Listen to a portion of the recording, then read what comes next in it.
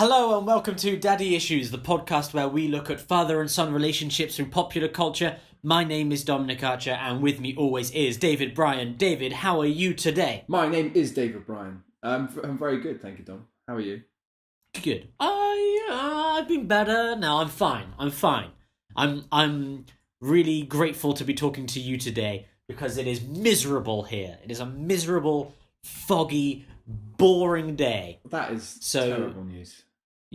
You are the ray of sunshine, as always. No, I can't. If I keep going, I'll start crying.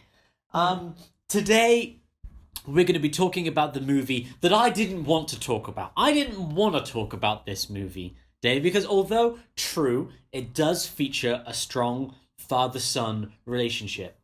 It also features one of the most disingenuous Hollywood figures. Popular, but disingenuous. I like to call her Disingenuous DeGeneres. and let me tell you, I was real fucking pleased when I came up with that earlier on. That impressive. Was my... I hope there was a slow I was on a walk going around the internet for you right now for that. That's brilliant. Thank you. I was on a walk. I thought, God, the problem with Ellen DeGeneres, she's just so disingenuous. Oh my God. And that was a real beautiful moment for me. So I saved that to pull out now. Thank you for the praise. You may hold the further accolades. Thanks for sharing. We're talking about Finding Nemo. Yes. Yes. Have we done a Pixar movie yet? No. We did. Obviously, we've done Disney. We No. did The Lion King, but I don't think we've done Pixar yet. Until yeah, now. so it's our second. It's our second animated movie, right? And fans of animation, Finding Nemo really is one of those 21st century classics, I think. Do you remember watching the movie in the cinema? I don't remember watching it in the cinema, actually. I can guarantee you I must have gone to see it, but no, I don't remember going to see it at all. Is it like a family favourite for you, or do you have any strong memories attached to the movie itself? No, I think this one actually came a bit too late to be a family favourite. Like, I grew up watching the classic 90s Disney films, so our first episode, The Lion King, was a real throwback to my childhood, and of that era, there were things like Aladdin, especially. Lion King and Aladdin, I think, were the big two in my childhood. So this one Finding Nemo came out in 2003 when I was already, how old was I? 16. So I was kind of, I never turned my back on animated films or kids movies as I got older, as if they were like, oh, those are for kids. I'm a grown up now. I'm 16. I've always loved cinema in all its forms. So, but no, I think it came a bit too late to really become a family classic. I don't remember sitting around and watching it with my parents or anything. But it's at least one of those safe ones that can come out at Christmas and family gatherings that the grandparents won't be too offended by or scared of. Yes. No, that makes sense. And it's 2003, so I was 12 when the movie came out. And my brother is 7 or 8 years younger than me. So this is, I imagine, one of those movies that we may not have been going to see for me. We may not have watched for me, but one of those family films that we could watch because, as you say, it's kind of accessible for all ages. Yeah. As, that's the greatest thing about Pixar, really, is that Pixar... they're such the best thing they do as a studio is be accessible for everyone. And yeah, it's great for my 4-5-year-old brother. It's great for me. The parents can sit back and enjoy it as well. So yeah, it just goes down as one of those classics, I think. Yeah, it just ticks all those boxes that Pixar set up to achieve, really, isn't it? Anyone from 4 to 400, I was about to say 4 to 100 years old can sit down and enjoy their films. I think it's what they strive for. Well, let's just jump straight into the father and son relationship, I guess, because that, in comparison to the other movies that we've looked at, we've looked at The Lion King and the father-son relationship there, and it's important, but it's not the plot of the movie so much. Whereas in Finding Nemo, this is the first movie we've looked at, really, where the entire film is based upon that relationship. We have, of course, the son in the name of the title. Like the name of the movie is about a father finding his son. It's a really human movie, which works really nicely when you play it with fish for some reason. Yeah, I don't know why, but The fish doesn't seem doesn't seem to matter that they're fish. It really doesn't seem to matter that they're fish. Again, I guess another Pixar thing. What do you think of the father and the son relationship in this? Well, I was just about to say actually about how it doesn't really matter that they're fish. This is kind of it feels like a really human relationship between a father and son. Like everything that Marlin as the father goes through and how it affects him and how he ends up treating Nemo as a result of the classic early Pixar tragedy that occurs at the beginning of the film.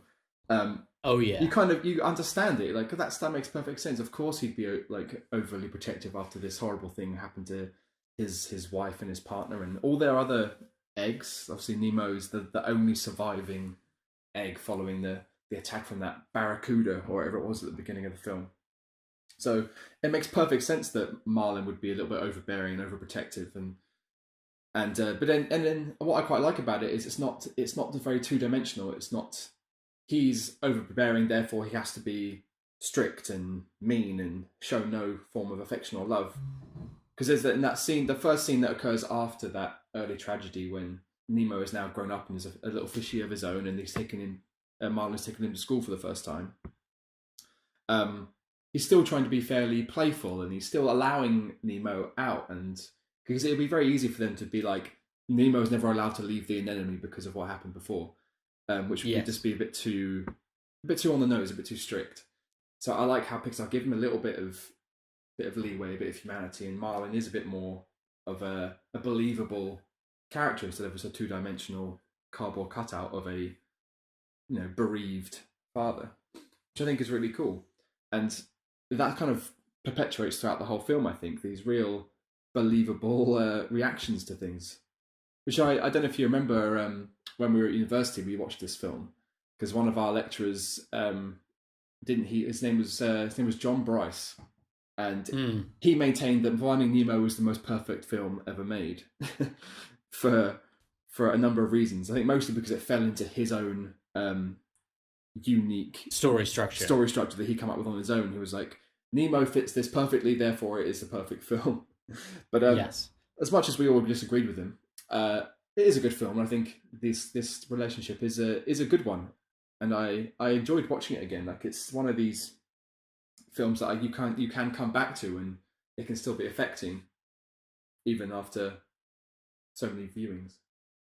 Yeah, I agree with that. I do disagree with John Bryce on Finding Nemo being the perfect film. Always one of the things I noticed on this rewatch was that the movie is actually kind of weirdly paced. It's one of the things. I'm going to go into some boring screenwriting discussion now, but one of the things with protagonists is a sense of agency in the actions that they take. That's what pushes your movie along. Is the agency of the protagonist on their journey and their choices. But throughout the entire film, even Marlin, whose decision it is to go after Nemo, Marlin doesn't have any agency in almost any of the film. He makes the initial decision to go out and find Nemo, but after that, he's just caught up in a series of clusterfucks that finish with him arriving in Sydney, right? Like, there is nothing, no decision that he really makes, and every decision that he does make, adversely affects his chances of getting to Sydney. But everything works out because of Dory. And so that then changes the real protagonist of the protagonist is supposed to be Marlin and the decisions that he takes to finding Nemo. But actually, Marlin never makes any choices that help him find Nemo. Dory makes all of the choices that help them find Nemo, and Dory makes those choices because she's an idiot. She doesn't mean to make any of those choices. She just accidentally makes them. So everything that pushes these characters forward in Nemo is either Dory's accident or Marlin's bad decisions that lead to Dory's accident, leads to them finding it. So, like, the sharks are a perfect example, right? We end up famously, Marlin and Dory end up with the vegetarian sharks who won't eat any fish. It's a great scene in that submarine. Fish are friends, not food. It's not food. It's brilliant. It's a really great scene, but everything that happens there is against their decision.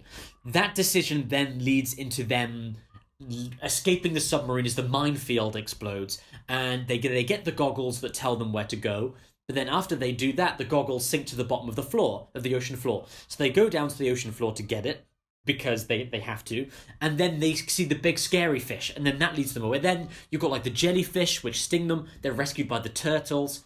Like, there's a whole bunch of things that happen where the ocean seems to help them, but they don't help themselves, and that takes some of the agency away from them. In comparison to what I think is the best structured film of all time, which is Monsters, Inc., another Pixar movie. I think Finding Nemo is pretty good. I think it's still like a great movie, but Monsters, Inc. is near perfect, in my opinion. Is it really? Near perfect. I think so. Watch Monsters, Inc. again and try and find a problem with that movie. I don't think there is one, but I will open myself up to criticism on that if someone else does it. But I watch it and then go, yeah, that's the perfect film. I think.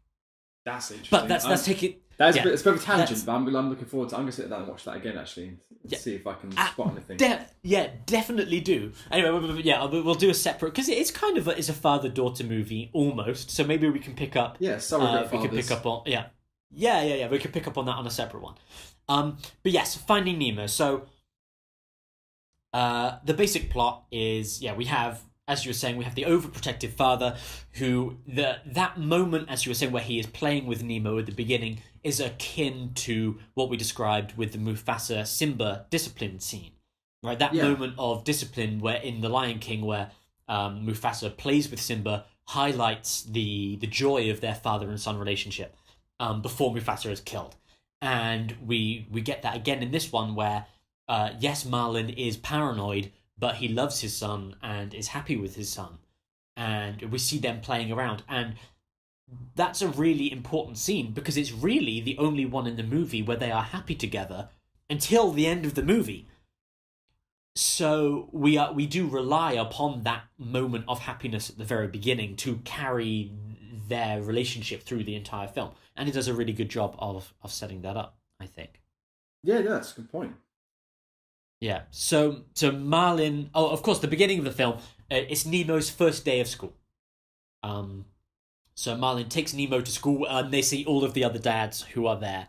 And the other dads are real jerks. And I think it starts like every father's nightmare is meeting other dads, right? All dads hate meeting other dads at school. The awkward thing where it's guys you don't really know, you don't really want to hang out with other dads because, guys... I think guys are awkward around other guys unless they have a reason to be around other guys, right? Like, you're not awkward around other guys if you're all supporting the same football team because you're unified by something. But when you take your kid to school, it's like... Oh, God, it's just an awkward meeting place, and I've got to wait here until my kid's gone. I don't know who these people are. Yeah. I don't want to talk to them. There's the social obligation to speak to the people who are around you if you're not doing anything else. If you just stood still and there's nothing to do, you're not, like, waiting for a bus or a train or, you just actually just stood in silence. All for the same reason as well, that you're talking about being unified under one kind of banner, which eases a bit of that social interaction. They're all there for their kids. So that should be a good enough reason. But I think there's a little bit of a masculinity, femininity question there. Because a bunch of mums together waiting for their kids, they gabble away, they talk about their kids, and they compare stories and everything. But for some reason, a bunch of dads stood there, just quietly stood there, hands in pockets. Yes, yeah, exactly. All of them waiting to when they could leave. And just trying to get it over with as fast as possible. Yeah. Fun. And then this starts that great recurring, oh, you're a clownfish, tell us a joke bit that comes through again and again and again. And that is like such an awkward, like, dad dad's conversation to have, right? Where, as you're saying, that social obligation. Oh god, it's me and a bunch of other guys. I just hope they don't ask me anything awkward. Oh hey, you're a comedian. Tell me a joke. Yeah. Oh no. Because it's that. Oh no. It's like every guy's nightmare. Don't call me on as this. Soon as they find out what don't you do. bring it up. Yeah. Yeah. And I don't want to talk to you about it. Yeah. It's like I'm not. That's my job, or it's at least with the clownfish, it's just a misconception that can lead to an anecdote. But if someone says, "Oh, you're a comedian, tell me a joke," and that awkward moment of, I mean, that's kind of like my job, and it takes preparation. Yeah, I'm just here for the kid. Yeah. That must be so awkward for real life people who are well known for doing something, and then that's all. It's because when you meet somebody new, there's an icebreaker needs to sort of usually occur. But if you're the one well-known person in that dynamic, all the other person has to go off of is the fact that they know you for what you do, and then that becomes the beginning of the conversation. Which, it must be difficult to have any kind of real identity when the whole world knows, or some large group of people knows you for some blanket, two-dimensional label, like you're a clownfish, so you must be funny. Yes. But I was reading about that Albert Brooks, who does the voice of Marlon in this. He spent ages in the booth just recording different mangled versions of that anemone joke that he tries to tell. He just did it differently. Oh, really? He just did it differently every single time. No two takes were the same. Which is a real great bit of voice acting right there, because he's a real funny. Albert Brooks is a really funny comedian in himself. So I bet he's had that plenty of times. Oh, you're a comedian. Tell me a joke. Yes. Yeah, that is. Yeah, it's a really great moment because we see the way that the kids act together and the way the adults act together, and it's such again, it's with fish, but a perfect capture of how kids and adults work in that very scenario where you take the kids to school. The kids have never met each other before in their life, and yet the kids are like, yay, all right, let's run and play tag and play games and have fun together. And all the dads are like, oh, yeah,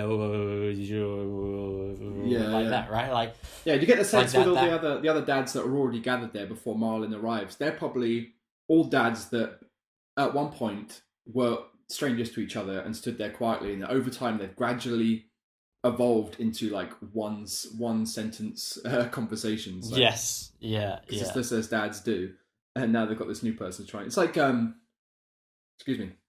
It's like someone going up to a group of guys in a bar and trying to start a conversation, but they're all already friends.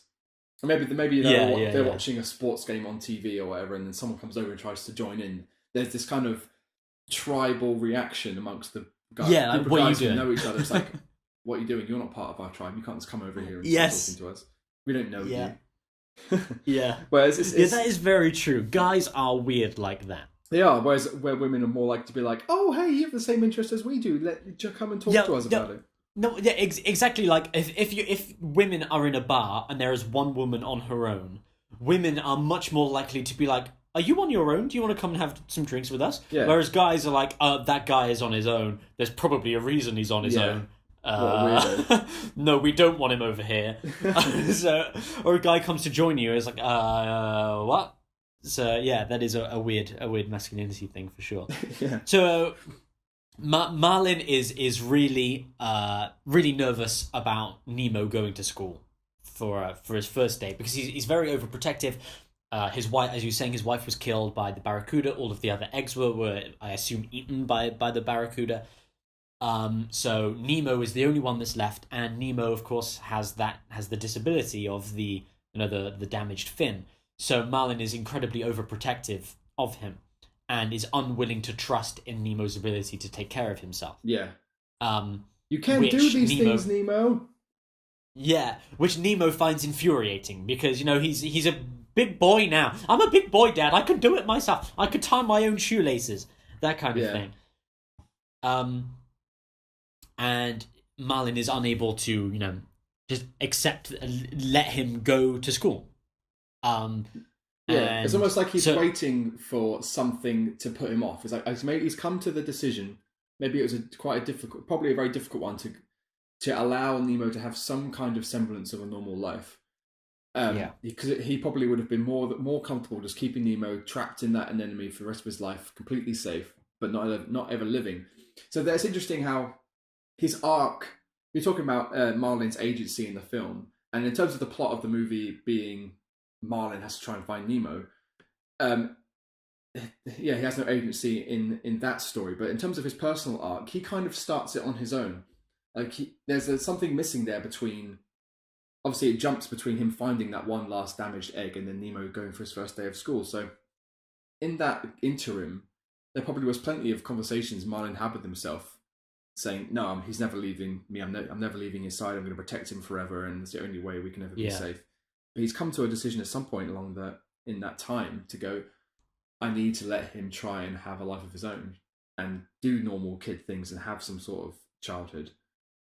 So I'd love to know. That's like another scene that I'd like to see, which isn't necessary, but I want to know how difficult that was for him, because it does seem like as soon as he's waiting for one thing to rub him up the wrong way on that first day of school, so he has an excuse, he has a reason to justify him being like, no, I was right, you're coming home and we're never leaving again. Yes. So yeah, he's very on edge that entire time, and just trying his best to be a good father, trying not to be unreasonable. Yeah, but then it's that his unreasonability is what drives Nemo away. So that Nemo and the school, they go on the field trip. Nemo's friends, they see a boat. Nemo's new friends see a boat in the water. Well, they keep calling it a butt. Yeah, that's great. That is brilliant. He touched the butt. He touched the butt. That is comedy. That's great. Right? Yeah. That is. I mean, it's brilliant though, because it's not just like they said a funny word, but it's a funny word. It's exactly the kind of thing that kids do when they just latch onto a word they don't know is wrong, and they just use it as if it's a normal word. But all the adults around are going, they said but. Yeah, brilliant. That's how I'm going to raise my kids with the word gay, I think, because gay has had so many different meanings over like the last 100 years. Yeah. I'm gonna raise if I ever have kids, I'm gonna raise my kids to like homosexual relationships will be called homosexual relationships, and gay is gonna mean gay like in the Flintstone terms of a gay old time, and then I'm just gonna leave it, and then I'm just gonna watch what happens. I think, but that's a side. Well, they'll be like, Dad, I'm feeling so gay today. Yeah, and I'll be like, good for you. You can feel however you want. And other don't parents... let anyone define who you are. Yeah. And they'll be like, oh, thanks, I guess. Yeah, and other parents will be like, good for you. Is that okay with you? And he's like, yeah, he's happy. Didn't you hear him? He said he's feeling gay. As long as he's happy with himself, I'm happy with him. That's all that matters. Yeah. Oh, you're so progressive. But no, I'm just a regular Fred Flintstone. So they go out, they see a butt in the water. The fish, they swim up to touch the butt, but they're too scared. Nemo and the other kids are too scared to touch the boat because, again, as you're saying, it's that impetuousness of youth where they see they see something there and they're like, well, I bet you're too scared to do it. And then they do that, kids daring each other, and they make, Nemo almost touches it but then freaks out. And as he starts swimming back, his dad appears, and Marlin sees Nemo close to the butt, and starts disciplining him and shouting at him and telling him that he can't do it. He's not as able as the other ones, and he needs to learn to be more responsible for himself because Marlin's not always going to be there. And this is the moment that Nemo's been waiting for, the straw that breaks the camel's back. This is why, again, going back to the Lion King, why Mufasa needs that moment of fun to break the discipline. Because Marlin pushes Nemo too far, and it creates a sense of rebelliousness within him. That's like you see that with parents all the time, where if you push your kids too far, then they're going to turn against you. And that's exactly what happens to Nemo in this moment, where after Marlin disciplines him, he swims back to the butt and despite being scared, touches it, and then gets captured. Damn it, he's captured by scuba divers. A scuba diving dentist. My God, the worst kind of scuba diver. And then he's taken off. And that's where the movie begins, and that's the end of the father and son relationship until the end of the film. We see how the father and the son react to being alone, And really, it is. Nemo tries to escape from the dentist office to get back to his dad, but his story is much more about being a kid and being, isolated away from your parents and learning to be independent, I suppose. Whereas Marlin's story is really the father relationship that's pushing him forward. So how do you feel about Marlin as a father after Nemo is gone, after he's taken? Well, like right in that moment, when Nemo is taken, despite Marlin always telling Nemo that the open sea is dangerous and you can't venture beyond the reef and never go far, and he's obviously scared of the ocean himself after what happened with his wife did fish get married or did they just pair up? I don't know. His wife's name is fish wife, Coral. When she's killed. So he's obviously terrified of the ocean himself, but as soon as he sees Nemo is in danger, he goes. He doesn't hesitate. He goes for it. Yeah, absolutely. Just like he did with the barracuda. Like as soon as he sees the barracuda and his wife is in danger, and he's like, "Come back inside," and she goes for the eggs. His first thought is to intercept that barracuda. Yes. He doesn't hide. He doesn't try and, he knows that is what he's going to do. He's going to be because there's a really interesting kind of definition of a heroic father. We talked about what it meant in The Lion King, and in terms of the traditional masculinity and traditional heroism, just being the biggest and the strongest and the loudest and being a macho man. Whereas Marlin is, biologically, he's not the fiercest or the most dangerous. He's just a little tiny clownfish. He has no teeth. He has no claws. He's not macho in any way. And then we see in his personality that he's a little bit timid. But then even before that, in the opening scene with Coral and the eggs, he's that affectionate husband figure where he just wants to be a provider. He's found the perfect house. He's found the perfect neighborhood. He just wants to give the best for his wife. Like, he's not a macho man, working man kind of guy. He's more he's more soft. He's more sensitive and affectionate. And yet he does these very brave macho things in attacking the fish. It's much bigger than him that could kill him with a swipe, and nearly does. Knocks him for 6. So he has this real selflessness, and that brings out this courage in him that he has no hesitation in chasing after what is an enormous boat with an engine that's going to be gone out of his reach in a second. And even the giant scuba divers, they're humongous in comparison, and they have nets, and they could easily capture him too. So, but when it comes to the things that he loves, his woman and his son, there is no element of fear that stops him. He just goes, and I like that. I'm like, oh yes, go on. Yeah, go on, that's a really important moment for both Marlin and Coral, where and initially when Marlin is willing to leave the barracuda to get the eggs, because they're only eggs, until Coral is going to protect them. So it is her instincts as a mother to protect her eggs, but then it's Marlin's instinct as a husband to protect her, and then again as a father later on. So we really get to see him, but both of them acting as parents in trying to protect their children, which is really great. And it's also one of Pixar's. Pixar have this list of storytelling techniques that they use, and one of the things on the list is to the effect of, we like a character for trying, not for succeeding. Yeah, and that is really true with Marlin in this case, because in both cases he fails to protect Coral and he fails to save Nemo, but we like him for trying against all odds to save them. We know he can't do it. If he did, it would be ridiculous. There's no way a clownfish is going to beat up a scuba diver. But despite that, he tries to do it, and as an audience, we respect his character more, as you're saying, for stepping up as a dad and doing, trying to do what we feel a father should be trying to do in that situation, even though it's literally impossible for him to do anything. So yeah, that's a really great, really important moment. So you're right, he swims after the boat, desperately trying to find his son, and no one is going to help him. He's in the entire ocean, and it seems like the entire ocean just doesn't care. Like, no one will even stop to listen to his plight, and his plight is his son has just been kidnapped, and no one is stopping to help him. until he encounters Ellen Disingenuous. Still funny. It is great, isn't it? Okay, here's my problem with Ellen. If we're going to start talking about Dory, I'll get into it a bit now. Every time I see an interview that Ellen does on Ellen, there is just something, I don't know what it is. There's just some... I can't... Disingenuous is the closest word that I can think of. But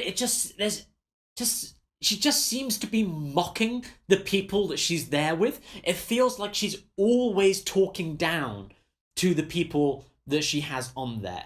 Like, not just her guests, but, you know, like, she'll get on, like, some YouTube star or something like that, right? Or, like, someone who's gone viral will be on there. But it doesn't feel like... when she's talking to them, it feels like she's put them there to laugh at them. And I look at it and I go like, everyone in the audience is loving it. And she does a lot of great work, and she's really important for LGBT rights and stuff like that. She's like a really important person within that community. But there's just something about the way that she is talking to people, to everyone, that I'm just like, you're not superior to these people, Ellen DeGeneres. You're I don't know. Really? I can't say that I've watched a lot of it. I've seen on and off a few interviews, as if I happen to see a little clip come up of someone like a celebrity I'm interested in has been on there.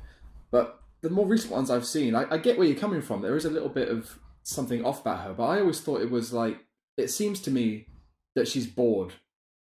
I bet it's like yes, you're right. She doesn't You're look right. interested in doing this job anymore. She's just like, it's just like a job. She's doing it. It's a day-to-day salaried job. She's been doing it for since 2003, since Finding Nemo came out, for 16 years now. Yeah. So it's just, that can't be as stimulating for all that time. So the few clips I've seen, it just seems like she's like, I had to do this, but in a way that's kind of like when she's chatting to a celebrity on camera, I get the sense that she just wants the camera to be off, and she wants to be backstage so she can actually talk to these people, because it's daytime TV. She can't say everything she wants to say. She can't talk about everything she wants to talk about. It's on network TV, so she's probably under a lot of scrutiny about what she talks about, what she says, and who she is. But you know, it's become her job now. I wonder if back in the day she was a bit more genuine, a bit more exuberant, a bit more excitable. But maybe she's just like, it pays the bills. Yeah. I think you're right. Yeah, it just seems like she doesn't want to be there, and I understand. I don't want to be at any of my jobs that I've ever had either. So yeah, you know, I get that. But like the people that she brings on there, like she brings on these people who have never had any other chance, you know, to be on TV, and gives them the spotlight for a moment, and then it's just like, yeah, you know, I got you some shoes or something. And it's like, these people are like, wow, Ellen, thank you, you've changed my life. And she's like, yeah, you know, I do this every day. And it's like, I don't know. Anyway, but let's get back to Finding Nemo, because Dory is a great character, and Ellen is great as Dory. So, okay, give us, who is Dory, Dave? Tell us who Dory is.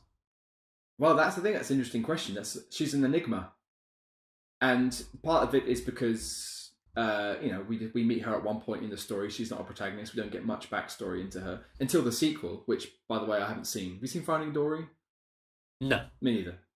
I've not heard anything about it, which probably is a sign that it's not really worth a lot to talk about. But yeah, no, in the context of Finding Nemo,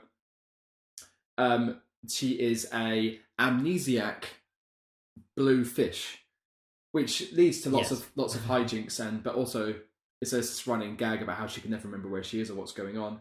But then she goes through her own arc where, through this new friendship she forms with Marlin in helping Marlin track down Nemo, she somehow starts to mend, and she starts to remember things, and Marlin becomes this kind of inspiration, this what's the word, a muse almost to her, where she she could function better in his company for some reason. But at least in the interim, sorry, not in the interim, in the first instance, there's a funny little sequence where she's like, "Oh yeah, Marlin," because just dashing around trying to talk to any fish she can find, saying, "Hey, anyone's seen a boat? I'm trying to find a boat. Where did the boat go?" And Dory says, "I've seen a boat. Follow me. It went this way." So Marlin's like, "Yes, finally, somebody will help me." So they're swimming along, and Marlin's trying to keep up with Dory, who's nipping off fast. But being the way she is, this short-term memory problem, she forgets what she's doing and then starts to freak out because this little clownfish is following her, and she has no idea why. Which is funny. Yeah. No. Yeah. It is. You're right. Yeah, it's great. And yeah, we end up with he as you're saying, Dory ends up rebuilding a lot of her memory, and she has lots of useful skills. Like for some reason she can read English. Yeah, we don't know why, but she can read. That never comes up. But by the way, she's a fish that can read, so that's pretty incredible. Like that is like there are a few leap of faith moments in the movie where you kind of have to be like, well, no, that's a bit ridiculous. But the Dory reading is the only thing in the film that is like, that couldn't happen. And that seems like a really... But it couldn't, right? Like, and that's the thing, is that in Pixar movies, you always have to make... They expect you to make one or two, okay, I accept that toys could be alive. Right? Yeah, like, that's the premise of the film, so I'll go along with it. Yes, you have to buy into the premise of a Pixar movie. But once you buy into the premise, they then build the world around you buying into it. So, like within the world of Toy Story, they don't then like change it so that the toys can fly, right? If Buzz Lightyear could actually fly at the end of the first Toy Story, you'd be like, well, no, that doesn't make any sense because he's just a toy. Yeah. Right, and then that detaches from the premise that you've bought into.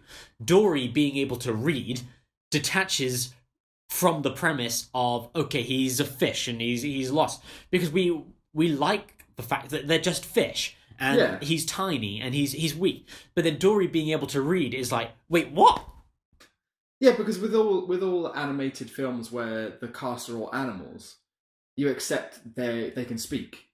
But in most of these cases, if there are human characters as well as animal characters, in this case, the fish characters can understand people, but the people can't understand the fish. Because I guess you could make some logical leap that fish can all speak to each other in their own fish communication that we are unaware of. But we don't know how that works, so we just accept that they can all speak, and it's maybe just being translated into amenable American voice actors' voices so that we can understand what's going on. But so them being able to speak, you kind of accept that as a premise just for the story to work and for it to be a film that you can actually watch. But in terms of the reading, I see where you're coming from. There's no real reason why, because that begs the question: is she some sort of super intelligent fish? Yeah, exactly. What kind of fish is she? We haven't seen Finding Dory, so maybe. If anyone's seen Finding Dory, you can very quickly tell us of how off we are. But maybe I don't know, man. This is that she was genetically engineered to be a super intelligent fish, and then she escaped when she broke and her memory started to fade. They're like, fuck it, flush her. Let's try that. That's a real fucking Batman vs Superman extended edition cop out. Oh no. If you watch the extended edition, you really understand. I don't need to watch the extended edition. I should be able to watch the original edition and the movie. Yeah, but that. Oh, I don't want to get into that. Let's not get into that. That's studio versus auteur politics. It's out of our That's true. Okay, so in this case, all right, Dory can read. That's all right, fine. Whatever, fine. So okay, fine. So Dory can read. They go through all the hijinks with the vegetarian sharks, which is brilliant. Hijinks. They end up at the sea floor with the cuttlefish or whatever it is. I always just think of the cuttlefish of Andy Serkis from Age of Ultron. The cuttlefish, the blinking lights, disco lights. So if you're about to make me see some sort of giant cuttlefish, but that's Andy Serkis is the best. I love Andy Serkis.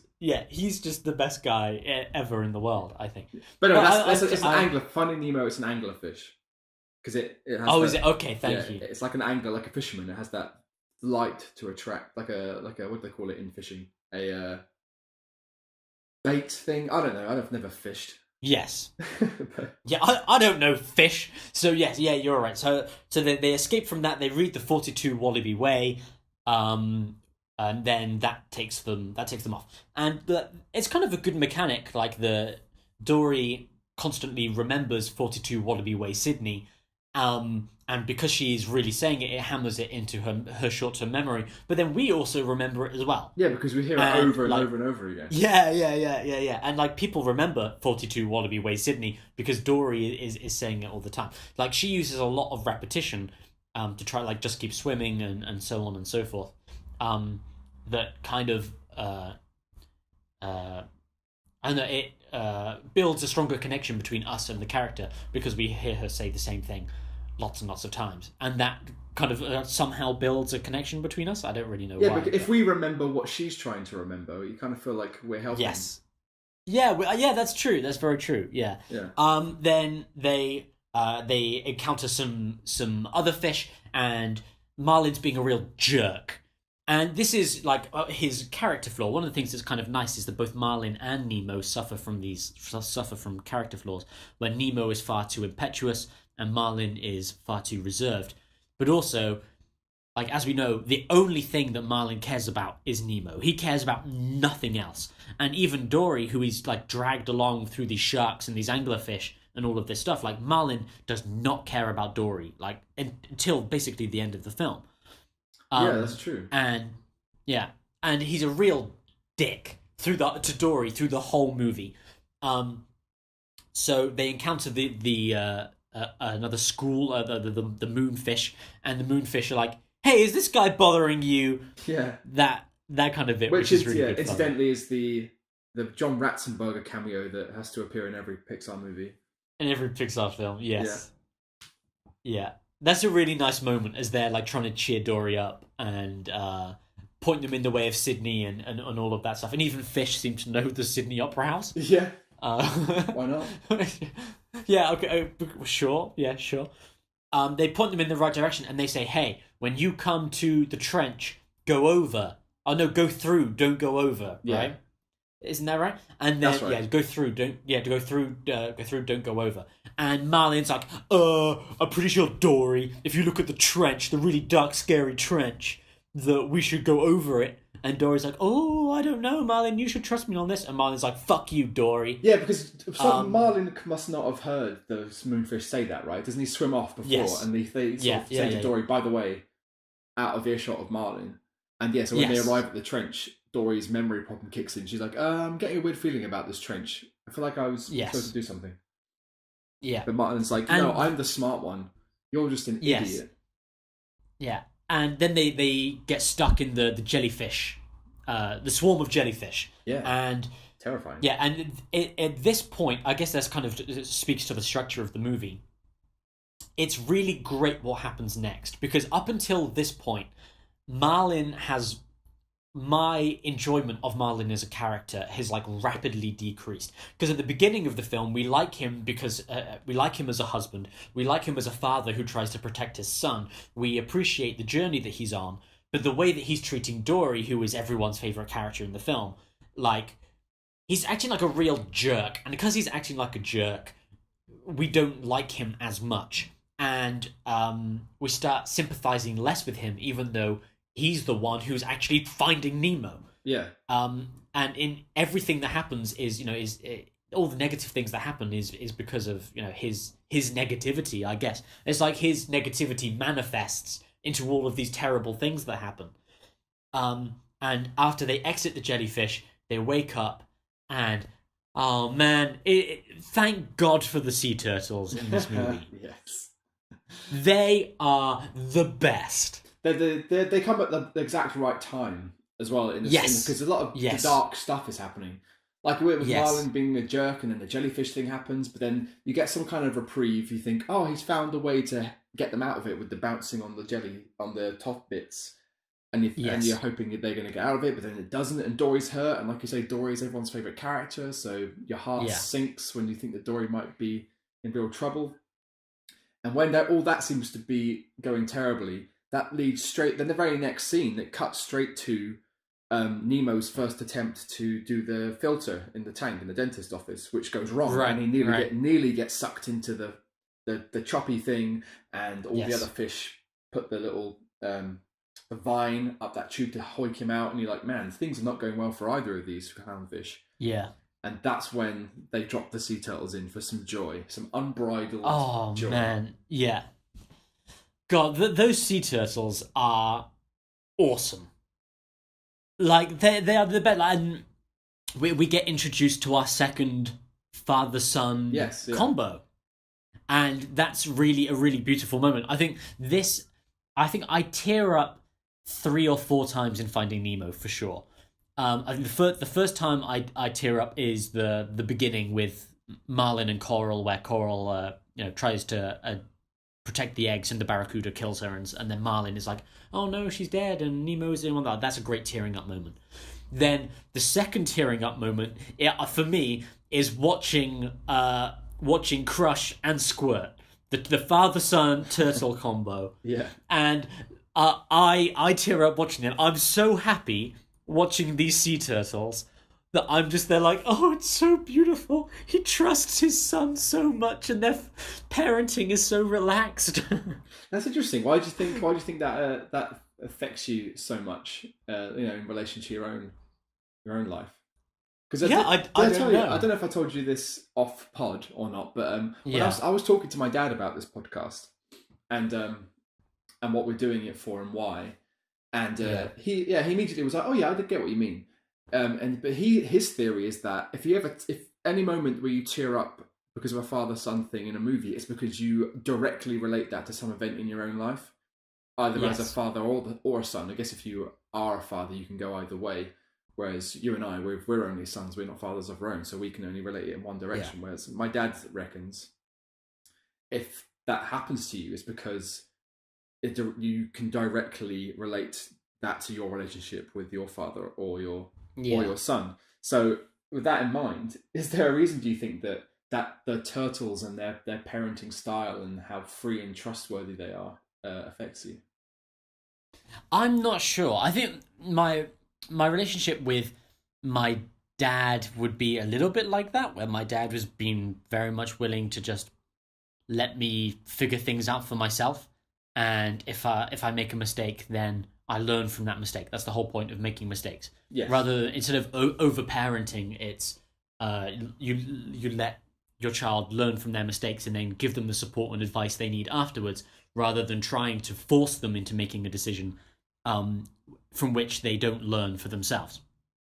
And I think that's one of the reasons that our generation and the generation under us has had a whole bunch of problems, is that our parents' generations were like the punks and that like post that 70s 80s stuff where they were doing lots of drugs and being very rebellious, but then they had the idea of but because I did all of these things, because when I was young I did all these drugs and was crazy, when I have kids my kids won't have to do it because I'm going to be a cool parent. and parents think that experience will make them more relaxed, whereas I think that it's actually the other way around, where parents, like a lot of parents will think, oh yeah, well, I did all of this stuff when I was young, so my kids won't do it. And then when their kids do it, they're like, hey, no, I did all of this when I was young, so you didn't have to. And they end up putting out kind of the wrong message. Whereas my dad was very much more allowing me to make a lot of my own mistakes in that regard. But I don't see him as a direct correlation to Crush and Squirt. I don't know what it is. Maybe it is just in comparison to Marlin and Nemo. Maybe it's kind of how I would see myself as a parent when I'm older. Just throwing, catapulting my son out into the ocean and then letting him figure it out, letting him figure it out for myself, letting him figure it out for himself. But yeah, I'm not sure that relationship I think is just really beautiful. and the trust they have in each other, and the bravery that the courage that that Squirt has as a son by being trusted by his father. Like, it's kind of the opposite of that Marlin Nemo. Nemo ends up being scared because he's never been allowed to have risk in his life. And because he's never been able to risk, he's never developed courage. Like, courage is essentially a skill. Oh, that's what like a lot of ancient Greek philosophers would be, is like, courage is one of those skills that you develop. And the more you are put into a position in which you need to be brave, the more bravery you develop. I don't know how true that is, but it seems to be true. Where that's another thing with our generation, is our generation and the one directly below us have been overparented, and because we have been overparented, we're a generation of cowards. And that's like, I have a very strong feeling about this, about our generation being a generation of cowards. Because we've never been able to risk anything in our lives, and because of that, we're terrified of everything. Whereas Squirt is a direct, is the antithesis of that. Crush will just launch him across the ocean, and then he'll be like, "Wow, that was awesome!" And he'll come back in excited and energized because he's had the thrill, and he's learned to take care of himself. He's got the independence that he needs to take care of himself, but also he has the love and support of his father, which I think is really important, and is a really great lesson for Marlin to learn as well. Exactly, it's like the lesson he needs to learn about being a dad from the turtles, I think. Yeah, I think you're absolutely right. That's part of what makes it such a perfectly timed scene. Not only because you need a bit of levity after you've had a couple of quite heavy sequences, but also because it's exactly what Marlin needs to learn. He needs to see how it can be done, and what he's been lacking in his parenting technique. And I think it's perfect timing, and it's interesting what you were saying about how it relates to how you relate to it, or your future self and your future children. Because I like to think that I'd do the same as well if I was a father, be a bit more free and with my own children. But I guess you never know. I wonder how many parents are raised in a way that they find to be stifling or strict themselves. So when they have their own children, they're like, I'm not going to make the same mistakes that my parents did. And then they have children that have their own children, and they're like, oh shit, the world is really scary, and I have to protect my kids, and it's worth being overbearing and protective because the world is awful and bad shit can happen, and I love my children, I don't want them to suffer. Whereas like you say, I think it can be more valuable to let your children go out and make mistakes, and to some degree suffer a little bit, because I agree with you again, courage has to be learned. And there's no courage without fear, and if you don't put your children in scary situations, they won't learn how to overcome it, and they'll just expect that they can avoid fear their entire lives. When you get into the real world, it's just not something that happens. I totally agree. Like, you could see there is literally academic evidence about how overparented like our generation and the one under us have been, where you can look at the age in which children were let outside to play with their friends unsupervised, and you look at this is through interviewing parents and saying, okay, what age did you let your children outside? And you look through from like the last 30 years, and for our parents' generation, they were let outside unsupervised at like 7 years old, 8 years old.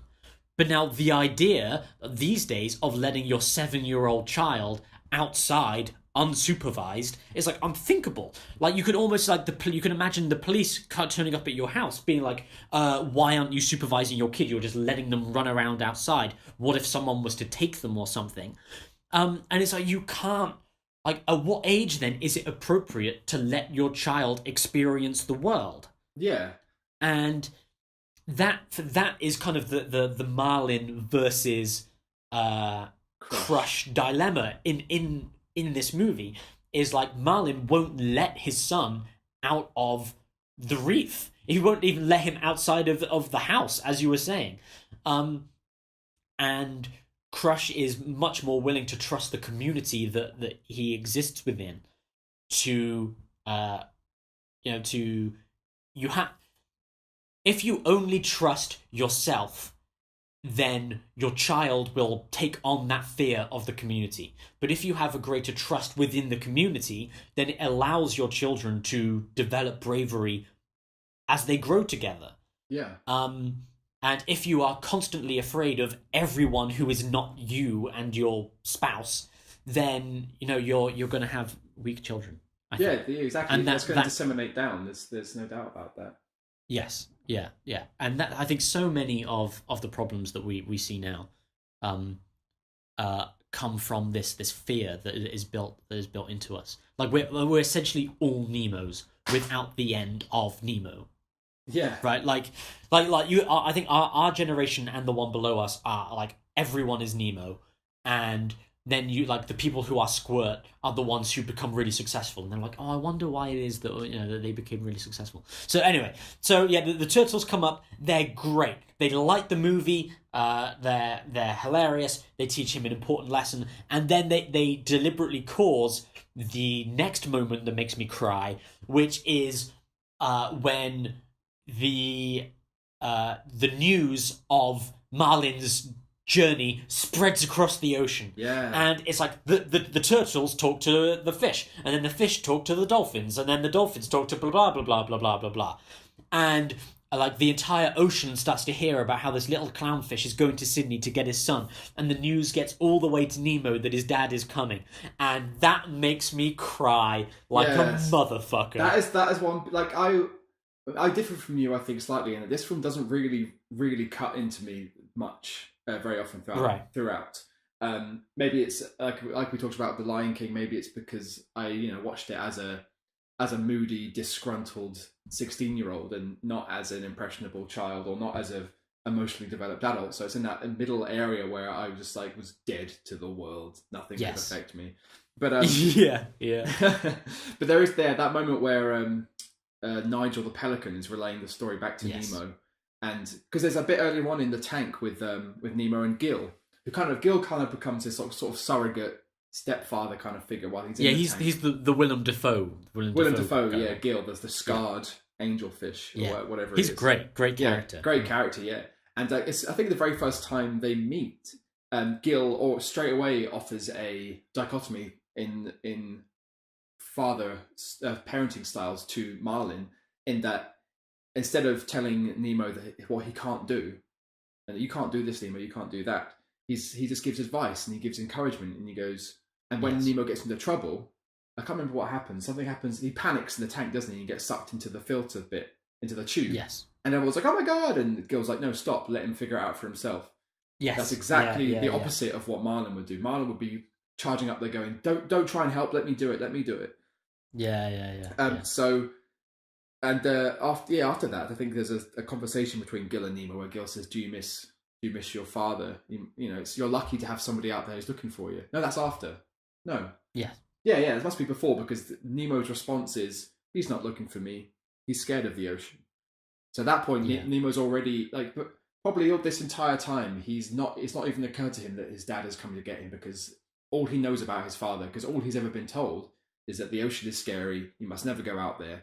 So Nemo assumes his father would never come for him because it involves traversing the enormous ocean, which he's terrified of. So when he finally hears that story from Nigel that his father has, fought sharks and scary deep sea fish and explosions and whatever else, the way his face lights up with this swell of pride, like, oh, my dad did all that. He's my hero. He's the best thing ever. That kind of makes me go, oh man, that's nice. But that is brilliant. Nice. That is such a great moment. Yeah, it's a really nice moment, but I'm afraid my cold English heart doesn't allow me to feel anything there. But I can at least identify it as a sweet moment. Well, that moment makes me tear up, because as you're saying, it is like Nemo realizes that his father is overcoming his greatest fear, all of his greatest fears. And it also is that moment of inspiration for Nemo, who was essentially given up. Yeah. Like, Nemo's he's ready to just quit and basically get shaken to death. Yeah, Nemo's gone emo. Yeah. Yeah, yeah, he has. Yeah, he's like, oh god, that doll is going to arrive and with a big scary braces, and she's going to shake me in the bag, and I'm going to die. Yeah. Oh, we're all going to die.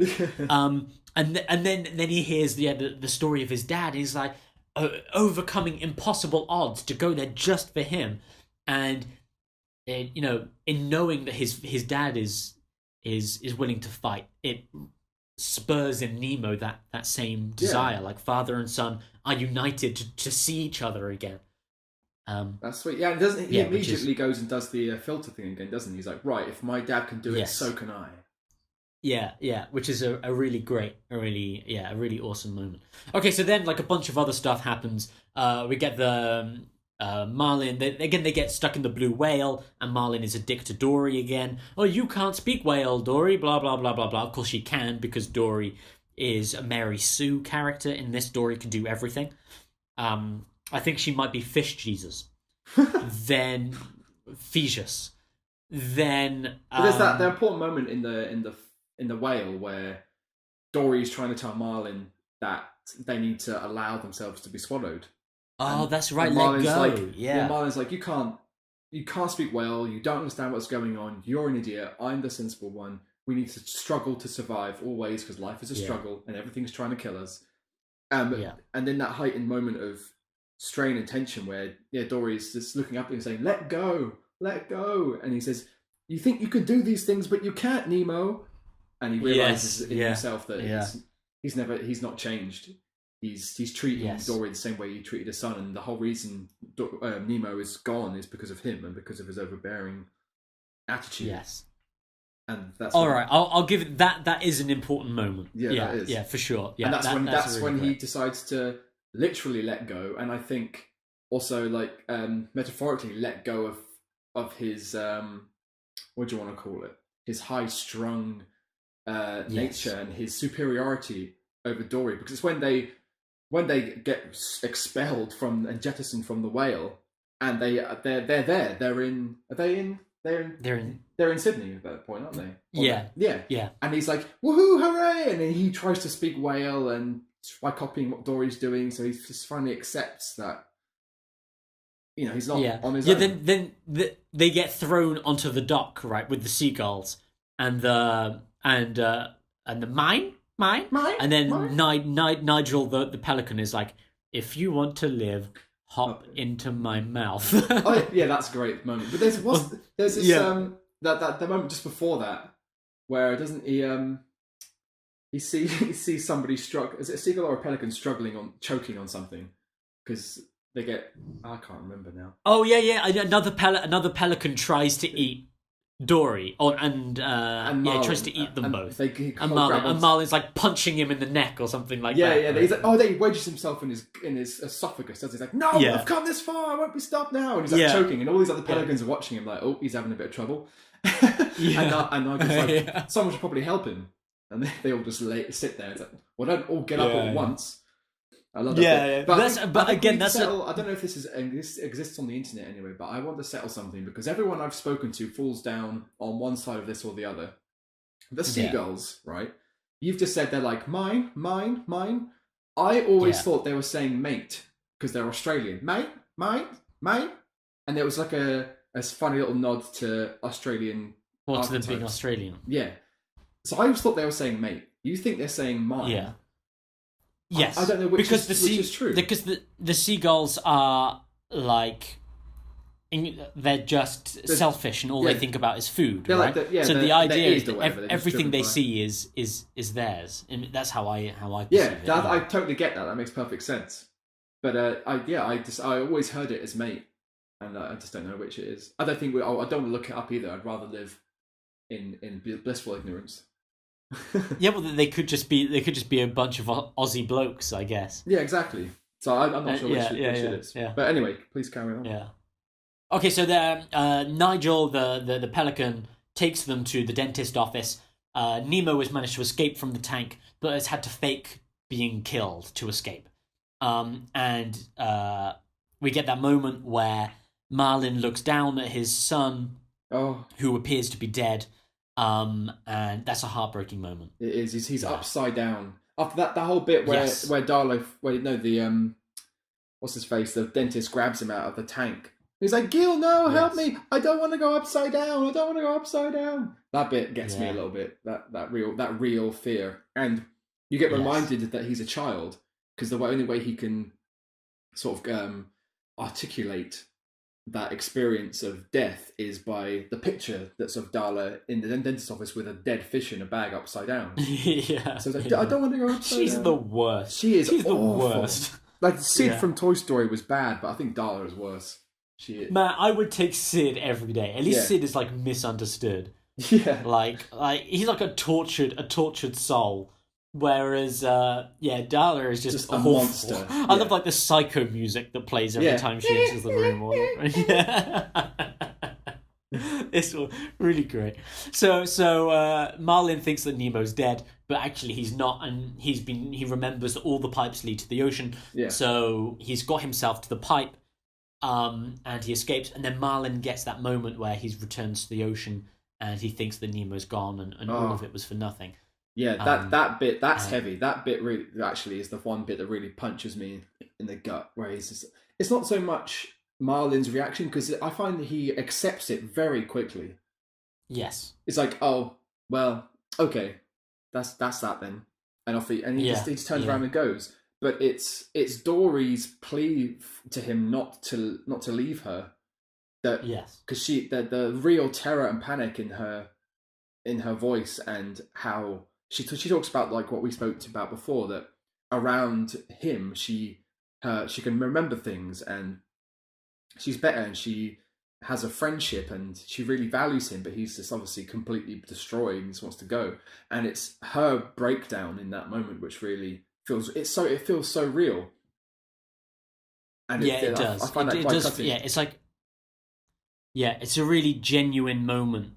Okay, fine. That bit has brilliant voice acting from Ellen DeGeneres there. Yeah, because she's not like, she could be funny and quirky. She can do that all day yes. long. But she there proves that she can also put real emotion and sadness into the character. Yeah. That's a really great moment. And then Marlin's like, no, go away. I want to go home and die, basically. And I think like Marlin's acceptance makes complete sense, because to his mind, like, of course he gets there too late. Yeah, right? Like, he's expecting to fail. Yeah. Failure was inevitable, and he gets there, and his son's dead, and it's like, well, my wife's dead, all my children are dead, and nothing I've done has ever made a difference. And that's like a really dark moment that speaks to, I don't know, there is something quite a very human moment there. Especially when he dismisses Dory, like, just get out of my way. Yeah. But then Dory encounters Nemo, and she doesn't remember who he is until she sees the 42 Wallaby Way Sydney thing again, or she sees the word Sydney, then she remembers, brings Nemo and Marlin together again, but then they get caught in a cruel twist of fate. Father and son are reunited, only to be caught in a net with other fish. Yeah, that immediate peril. I do like how they give you no time to enjoy the fact that Marlin has found him. Yeah. Like, they get reunited and you're like, oh, that's nice, but immediately they're in some shit. They're in some more peril. And it's a really great moment, because exactly as you were saying about the let go moment in The Whale, this is where we need to see that Marlin has grown. Yes. Right? Like, we've seen the moments where he has, but the movie needs to put it into practice to show that he has learned the lesson. Because we could say, oh, he has, and he's a cooler dad now. But what makes this movie like a 5-star movie is that it is then immediately put into practice when Nemo has learned all of the lessons from the fish tank, and tells them to swim down, and Marlin has to play his part and trust in his son, that his son can do this. And they get caught in a big net with a load of other fish, but Nemo and Marlin tell all the other fish to swim down, and in swimming down they break the net of the boat, and they all escape. There's the moment where Marlin, that moment you're talking about, where we have to see that Marlin has learned how to how properly to be a father and how to let go and all these things. Is it because his immediate reaction when Nemo darts back into the net, he's like, he grabs hold of his fin. He's like, no, I'm not going to lose you. I can't. You. Yes. And he's like, I'm not going to let you go. And then Nemo turns back around and says, I can do this. And that's when new Marlin comes out and says, I know you can, and lets him go. That's so important because really it's like immediately he defaults back to old Marlin, right? Like no, we're getting out of here. But then when he sees that Nemo has grown and Nemo has changed as well, his son has grown. We show that he has grown as a father as well. So yeah, that's one of the really important things about this film, I guess, is the father and son. Like when they were stuck together in the house, they could never grow as people. But once they were forced apart, they grew separately, and then they came back together. They're both stronger for it, which is really brilliant moment. Yeah, and they all escape, They go home to the coral, and Dory's back there with them. Oh, you're forgetting you're skirting over a huge moment there. So. Oh, am I? Oh, yeah. What happens? When they get all the fish to work together to swim down, and they break the crane of the boat, and the net falls to the bottom of the ocean, and all the fish escape. Nemo is lying motionless in the bottom of the net. And not only... so the Marlin is left to think, I went through all of this to find Nemo. I thought that he was dead. Turns out he's not dead. Now he might be dead again. He's just so up and down. And he swims over and sort of cradles Nemo. And he says, Daddy's here. Daddy's got you. And that's one moment where I'm like, oh, God. Yeah. That's pretty emotional. And Marlin flashes back to when he first discovered Nemo as the final egg that survived the Barracuda attack and had a little scar in the egg, and it's just this completely loving moment where it's nice as well that he doesn't panic. He doesn't. He's not grabbing hold of Nemo and shaking him, going, "No, don't! I can't lose you." It's just this real gentle, "Daddy's here. Daddy's got you. You're going to be okay. I love you very much." Kind of vibe. And as Nemo wakes up, I don't hate you. I love that's the first thing he says, because the last thing he says to his dad before he gets captured is, I hate you. Yeah. And for once they're finally out of, because they get reunited, but like you say, they're immediately in peril again with the fishnet. When they finally have a proper they're finally reunited, the one thing that Nemo wants to say first to his dad is, I don't hate you. Like that's what been playing on his mind all this time, and that's really sweet. Because, like you say, we've witnessed Marlin's journey this entire time, and we've been on his side, and we want everything to turn out for him. And to get that immediate kind of reconciliation with the son after everything, you're like, oh, he deserved that. It's a little bit of a relief when you hear him say it. Yeah. Their relationship is saved. Yes. And then we cut back to the coral, and they're back at school, and Nemo's much more confident with everybody, and Marlin is able to go and make his stupid clownfish joke. Yeah, he nails it. He does nail it. And then my favourite bit of the entire film, where Squirt appears. He's there. He's an exchange student or something. Yeah. The turtle's there, and I'm like, yes, Squirt is back. The best character in this movie. That's just a really great, a really nice end to the film, where we see they've gone back to their home, back to their normal lives. Like some kind of status quo is restored, but the characters themselves have grown and really changed, and it's a really nice ending to the movie, I think. Yeah, you said it right at the top, like in terms of story structure and everything being closed off and the arc being complete. There aren't many films that have done it better than Finding Nemo. Yes. Oh, and doesn't Bruce the shark appear again at the end as well? Where is he? Yeah, because they deliver that little squirty fish, don't they? He's wanted to. Oh no, it's Oh, Dory. and Dory. That's where Dory Yeah, is. like, Yes. we want to make sure that the newest member of our club got here safely. And, Dory has joined the Fish Are Friends, Not Food movement. Yeah. And they're proud. They're proud of her for being, clean. Yeah, that's so great. Yeah. Isn't there a bit where maybe it's Marlin? It might be Marlin or Dory. I can't remember. Where she's like, I don't think I've eaten fish ever. And they're like, oh, wow, brilliant. That's so impressive. That's so good, Dory. That's so good. Yeah. But that's really brilliant. But then, speaking of like favorite characters or best characters in the entire film, my favorite character, I think, has a very, very minor role. And he's in that scene in the submarine when they first encounter the sharks at their meeting, and they all had to bring along a fish friend. Yeah. And there's that one little tiny yellow fish who is just fear incarnate, and he's just like, yes. That guy cracks me up every time. He's so funny. I know. My favorite character in the movie is the other fish that they brought along, who was just a skeleton stuck in the teeth. Yeah, I don't know if it's that one. One of the other two sharks, because the main shark is voiced by Bruce is voiced by the guy who was Dame Edna Everage. What's his name? I can't remember his name, but the famous drag queen. And then one of the other sharks is voiced by Eric Bana. Oh, really? Yeah. I didn't know that that's until cool. to research this time, and this was the hammerhead shark. The hammerhead.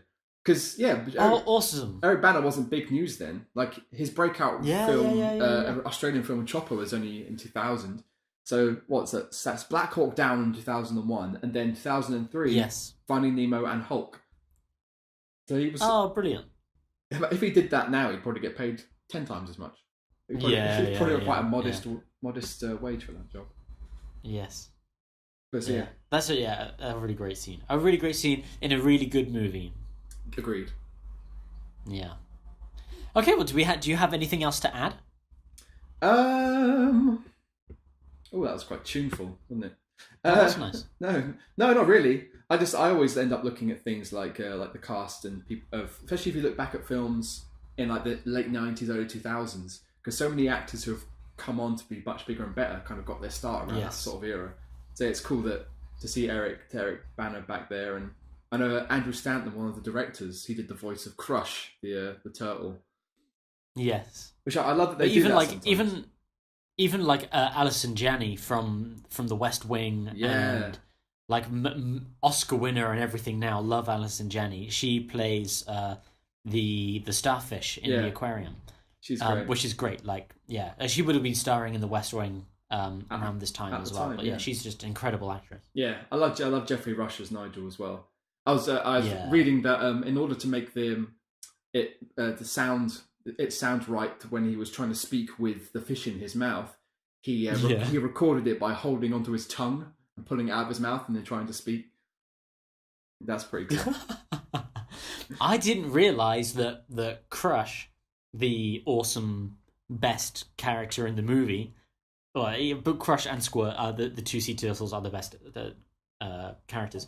But he's voiced by Andrew Stanton, who is like the Pixar guy. He's the director of the movie. Yeah, I was going to say. Also, he wrote Finding Nemo, or was one of the co-writers on it.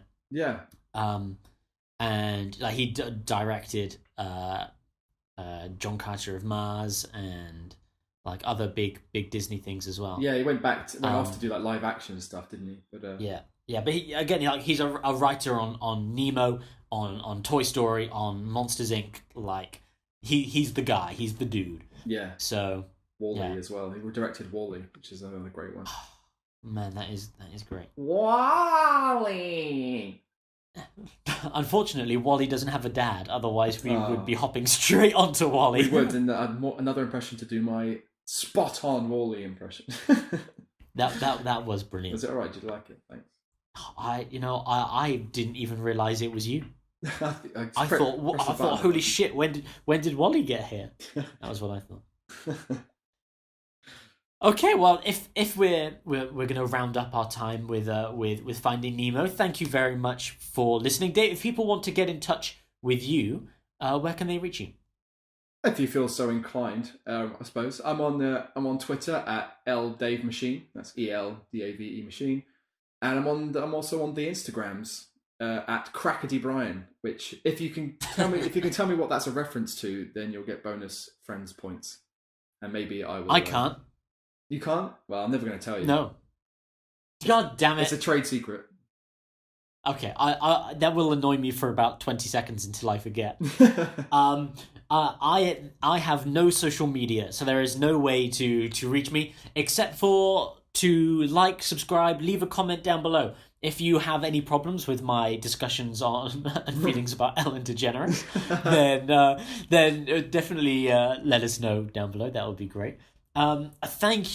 Huge thank you as always to my awful commentary partner Steve Mears, who has to edit all of these, and we never credit him at the end. And I was talking to my dad about the podcast today, and again, this is how it goes with my dad. Oh, I was listening to the podcast. Oh yeah, what do you think? Oh, it was good. I enjoyed it. Okay. Dave really loves his dad, doesn't he? Yeah. No, he does. He does love his dad. Yeah. Then that's it. That's it. No, then it's like you're waiting for something here, Dad, right? Aren't you? So, Dad, if you are listening, I love you very much. Like, that goes without saying. Whenever me and my dad talk, we always say I love you before we hang up. Oh, then so the other thing my dad said was, you never say thank you to Steve at the end of your podcast. So, Steve, this is from all of the podcasts that you have edited. This is from me to the rest of the world. Thank you. You are the best. We couldn't do any of this without you. So a huge thanks to him for having to listen to this bullshit. Because to anyone who has listened to all of this, Steve has to listen to it uncut. So imagine the torture that he has to go through. Yeah, he's a hero. Thanks, Steve. He really is. So what do you want to do next time? Oh gosh, I don't know. I think I haven't really come up with any good ideas. It's been a trying Christmas season. You know, we've been so busy. Oh god. You alright? We'll talk about it off pod. God, you okay? You gonna be alright? I think I'll be fine. Yeah. No, I'm good. Oh god. Okay. You have okay. Well, then we're gonna wrap up now. Nothing to cry about. I'm very happy and life is great. I just had nothing else to say, so I resorted to default falseness and lies. That's awful. I'm a terrible person.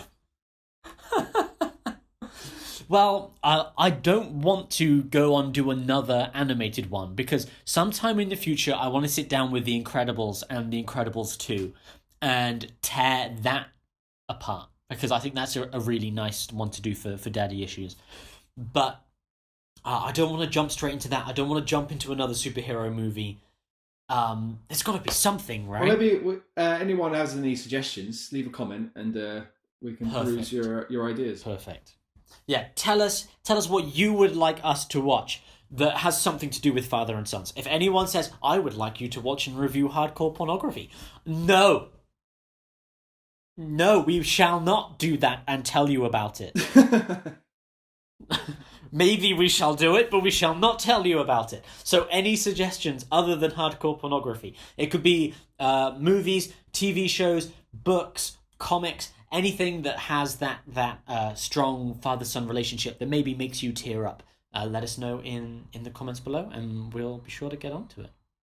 Sounds fun. Okay. Yeah, thank you for listening. We will see you next time. Bye. Goodbye.